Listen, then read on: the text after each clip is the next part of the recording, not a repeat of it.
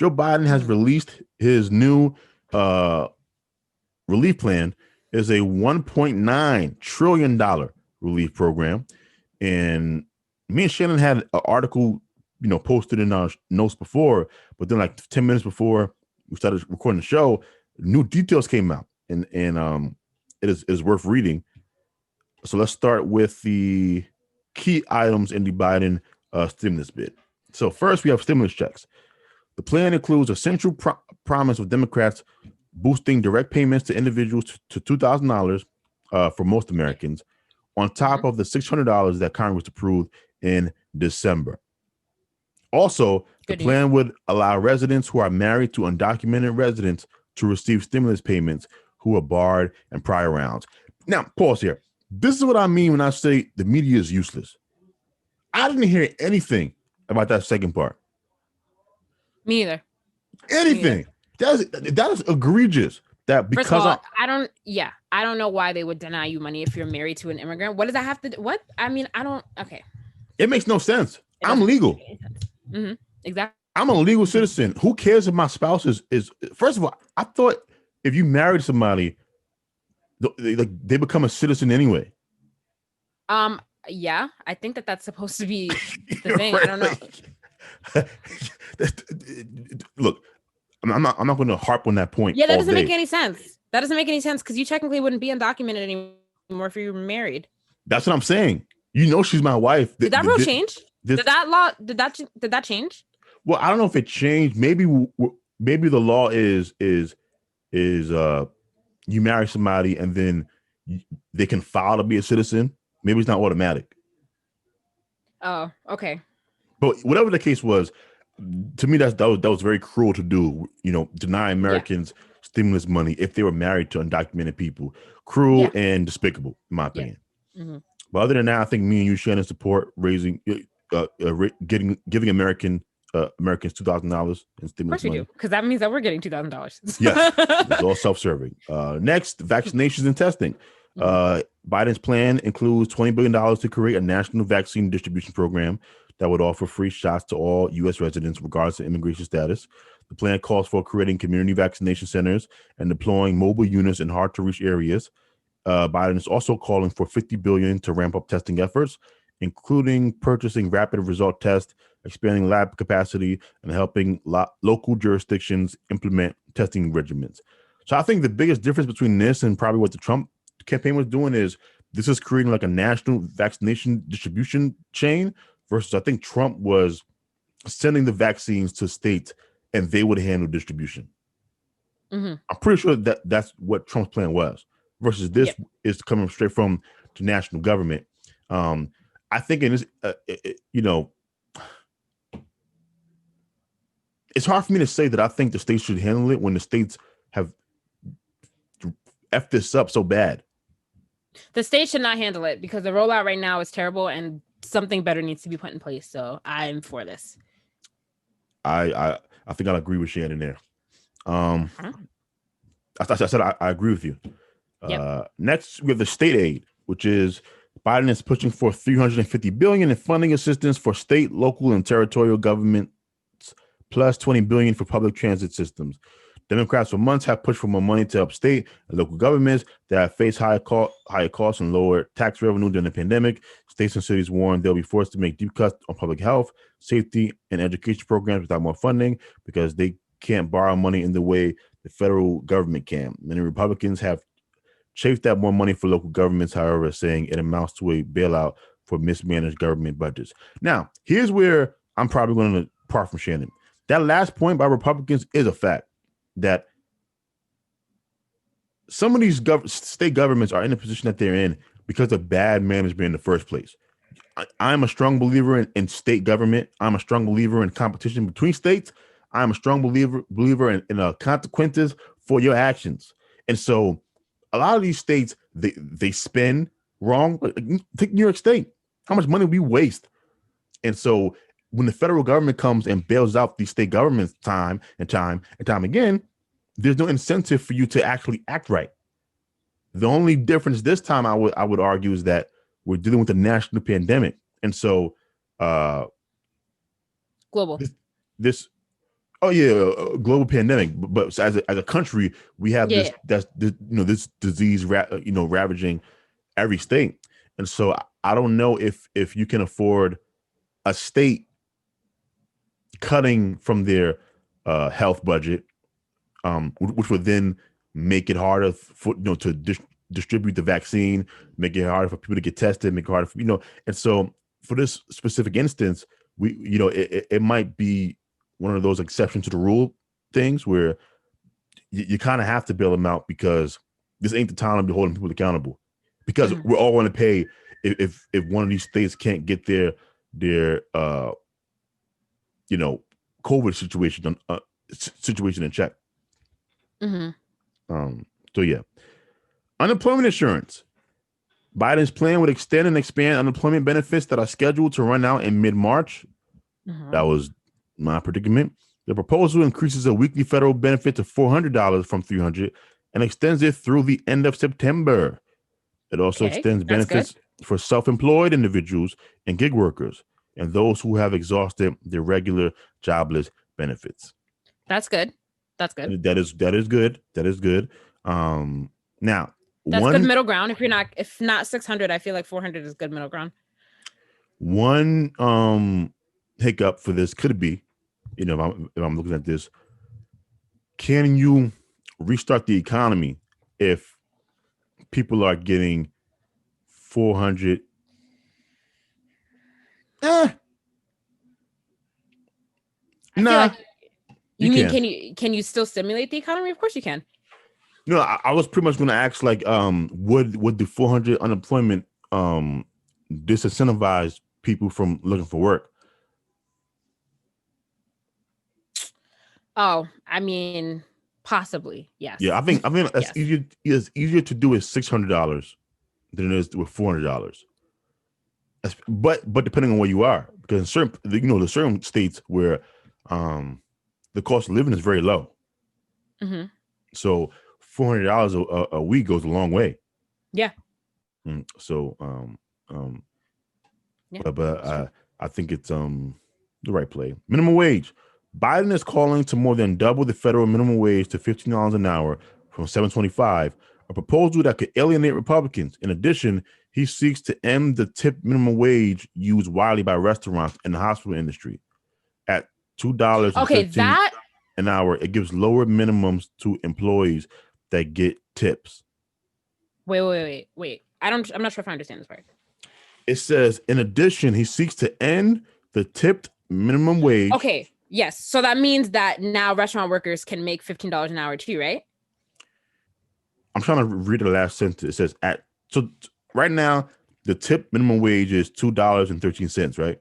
Yes, because you're making most of the money off tips. So that's why restaurant employees get paid so low. But does this mean that they now have to get paid $15 an hour? It says it gives lower minimums to employees that get tips. Oh, so lower than $2.13? I don't know what that language means. What? Whoever wrote this article, in addition, he seeks to end the tip minimum wage used widely by restaurants in the hospitality industry. At $2.13 an hour, it gives lower minimums to employees. Oh, okay. I get what they're saying now, although I don't think it was worded correctly. It's just further explaining. So it's saying that he seeks to end the tip minimum wage. And he's saying that right now, or whoever wrote this is saying that right now it's at $2.13, and the $2.13 means that restaurant workers are getting lower minimum wage rates because they get tips. That's what they're trying to explain it, but I just don't think they wrote it out correctly. So would this mean that restaurant workers would no longer get the tip minimum wage and just get the regular minimum wage? Yeah, so I think that what that means is that they'll have to get $15 an hour. Now, I don't know if that's going to be, I don't know like what's going to happen to their tip, like if they're still going to be allowed to get tips, which we already talked about that we should end tipping anyway. Yeah. But yeah, so I think that they're going to be required to get paid $15 an hour too. You know what the thing is with economics? I don't understand it at all because you always hear from Democrats and the left that we need to raise the minimum wage. And then you hear from like the right that all that would do is raise inflation. Both of these arguments make logical sense to me. Like if I was working at a restaurant or if I had a business at a restaurant, in Mississippi, and then suddenly people went from $7 an hour to getting 15 an hour, I would have raised the prices for everything. Yeah, cost of living is going to go up. Yeah. Again. So my thing is, does that actually help anybody? Right? Like if my rent is $500 a month in some southern state, because the minimum wage is so low, you raise it to 15, and then suddenly my rent goes up to $1,000. Did you actually help me? Yeah, I don't know. It's like it's a mixed situation, honestly. I don't really know my thoughts on it, but yes, there are pros and cons to it. It kind of it makes it like this. I don't think anything outweighs anything. It just kind of like levels it out, and then we're back at the same spot again. Do you think this should be attached to the stimulus bill at all? Minimum wage? Yeah. No, I don't. I think that's a separate. I think that's a separate issue. I don't think that should be attached at all. Yeah, to me, like if this is a COVID relief bill, everything in the bill should be COVID related. Nothing COVID related, yeah. And I feel like this is adding this little extra stuff in here that's controversial is what's going to get the bill rejected. And now that said, I mean they have the votes though, don't they? They have the House, they have the Senate. Yeah, they do. They do have the votes.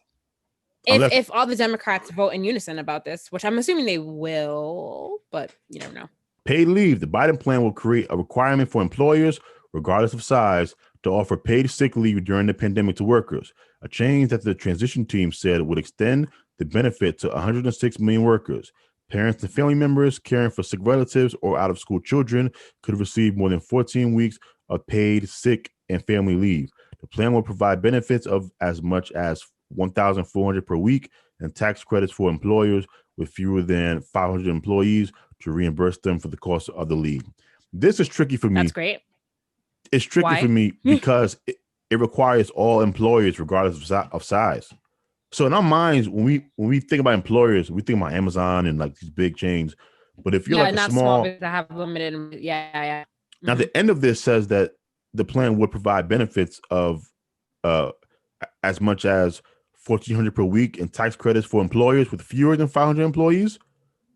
But I don't know if that's enough to cover the cost of what they will be paying out for paid sick leave and family leave. Yeah, I think it varies business to business. Some people will benefit from this and some businesses will not benefit from this. Yeah. But I think it's overall good for the people, but it's not great for the business, for every business. Yeah, I agree. Tax credits and childcare. Biden would expand tax credits for low and middle income families and make them refundable for 2021. He's proposing to expand the child tax credit to $3,000 from $2,000 for each child 17 and younger. Children under age 6 will be eligible for $3,600. Biden is also requesting $25 billion for a stabilization fund to help open child care centers and $15 billion in grants to support essential workers in meeting child care costs. I don't understand tax credits, so I don't really understand what this means. Explain it to me in simple terms. So tax credits, as far as my knowledge, it pretty much works kind of like so when we were children, right, and our parents would file their taxes, because we were minors living off of our parents, they would be eligible to get like got it. $3,000 taken off the taxes that they had to pay because they had children. Got it. And so this is kind of a great way to help struggling families. So that's great then. There's nothing wrong with that. I mean, all of this stuff sounds good. Yeah. But no, I know. Yes, but like, how likely is it that it'll pass unanimously? And I always have the caveat: I'm not an economist, right? So like all these numbers and stuff. I mean, I'm assuming at some point your economy crashes if you can't pay for this stuff. So I don't know. My disclaimer is: look, I am not an economist whatsoever. But as far as how it sounds, sounds okay. Schools, and also the childcare thing is a big one. The childcare thing. Schools. The plan is also calling for $170 billion to help schools to open. Something Biden has said would allow many parents, especially women, to rejoin the labor force after they dropped out to care for children learning at home. About 130 billion will go to K to 12 schools to help them hire additional staff to reduce class size, modify spaces, and purchase resources to help meet students' academic and mental health needs. The plan would also direct 35 billion at colleges and universities and create a $5 billion fund for governors to direct help to schools most hard hit by the virus. Sounds good to me. That's fine. Sounds good to me. Right? Gotta get Yeah. kids back in school. Yeah. Rental assistance. The proposal would extend the eviction and foreclosure moratorium through September. It would also provide 30 billion to help low-income households who have lost jobs pay rent and utility bills. The plan will also provide 5 billion to states and localities to offer emergency housing for families facing homelessness. You know what's crazy about the rent stuff is extending the moratorium on evictions, but people read that and think this is this great thing. But I always remind them, it doesn't matter if I still have to pay the bill. Mm-hmm. In certain places, I know for a fact that your rent isn't paused. You just don't have to pay it now, but you're still getting billed. Yeah. And so at the end of this thing, you're gonna have some, enormous, rent bill for like $20,000 or something. And so it doesn't help. And so that's why I'm glad it says that that they're providing 30 billion to help low income households who have lost jobs pay rent and utility bills. Now the language is a little bit interesting for me because it says low income households, but a lot of middle class households have lost their jobs as well. And I would hate for them to get left out of being assisted on. The middle class is always left out. I know, but but that's the problem is that they kind of get squeezed. They don't make enough to be safe from hardships. But they make just enough where they don't get any of the benefits for that we offer lower class Americans. So I hope that's not the case happening here. Yeah. And then the last thing is small businesses. Biden is proposing to leverage 35 billion in government funds into 175 billion in low interest loans to finance small businesses. He's also calling for 15 billion in grants for such employers and proposing to use laid off restaurant workers to partner with federal nutrition programs to get those employees working again. I like that a lot. Yes, I like it too. The only thing that I am disappointed by is that there is no extension for student loan forgiveness. Yeah, that's kind of weird that that's left out. Yeah, I don't know why it is. I don't know either. I don't know. That's the but I feel like we said earlier, I feel like I saw it somewhere, but I feel like it's not.